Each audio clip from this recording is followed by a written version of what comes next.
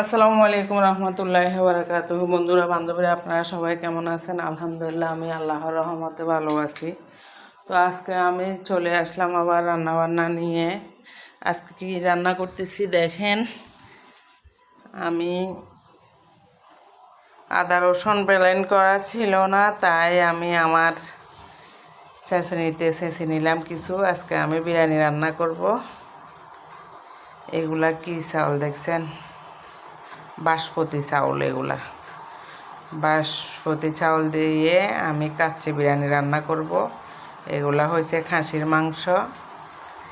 আমার মেয়ে আসছে, আমার নাতি আসছে। আমার নাতি এই বিরিয়ানিটা খুবই পছন্দ করে, তাই আমি এখানে খাসির মাংস নিয়ে আসলাম বাজার থেকে, প্রায় 2 কেজি। তো এখন আমি কাচ্চি বিরিয়ানি করে ফেলবো। তো এখন আমি এগুলো ম্যারিনেট করার জন্য আমি ময় মশলা সব কিছু দিয়ে আমি মেখে ম্যারিনেটের জন্য কিছুক্ষণের জন্য রেখে দেব। তারপর আমি বিরিয়ানিটা রান্না করব। এই যে আমার মাখা হয়ে গেছে। তো এখন আমি বিরিয়ানির জন্য পাতিল তুলে দিছি চুলায়। এখানে আমি আদা রসুন পেঁয়াজ কাঁচামরিচ সব কিছু আমি তেলের মধ্যে ভেজে নিচ্ছি। তো আমার সবগুলা ভেজে নেওয়া হয়ে গেছে।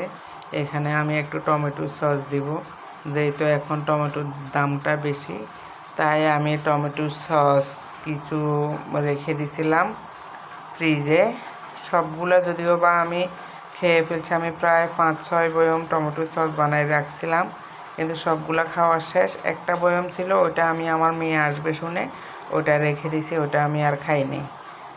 তো এখন আমি এখানে টমেটো সস দিলাম। এখন আমার ম্যারিনেট করা মাংসগুলা ওইটাতে ঢেলে দিলাম।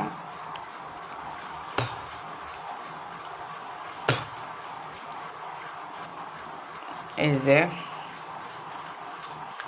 এখন আমি তেলের মধ্যে মাংসগুলার একটু কষিয়ে নেব। এত তাড়াতাড়ি পানি দিব না, পানি একটু পরে দিব।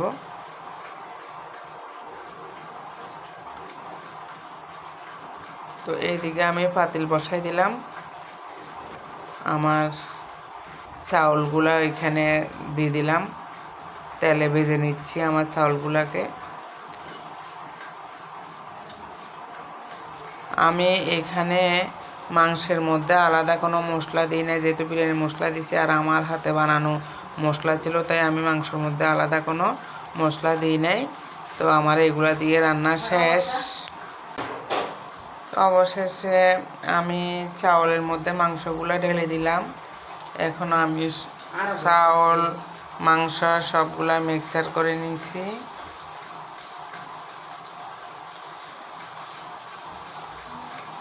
মিক্সার করে ফেলতেছি।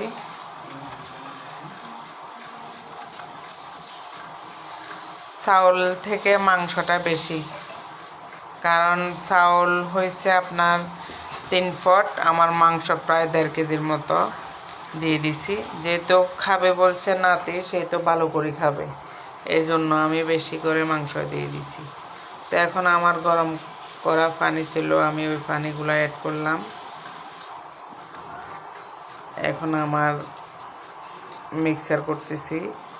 আমার বিরিয়ানিটা ইনশাল্লাহ কিছুক্ষণের মধ্যে রেডি হয়ে গেছে। দেখেন আমার বিরিয়ানিটা রেডি হয়ে গেছে। এখন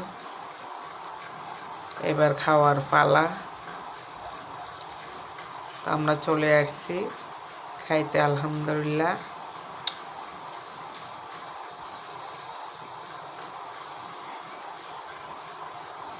এই যে বিরিয়ানি, কাচ্চি বিরিয়ানি। আমার নাতি দেখে মাশাআল্লাহ অনেক খুশি হয়েছে, যেহেতু বিরিয়ানি পছন্দ করে। তো আমার ভিডিওটা ভালো লাগলে আপনারা লাইক কমেন্ট শেয়ার এবং সাবস্ক্রাইব করতে ভুলবেন না। সাবস্ক্রাইব করে দিবেন ইনশাল্লাহ। আজকের ভিডিও আমার এতটুকু পর্যন্ত।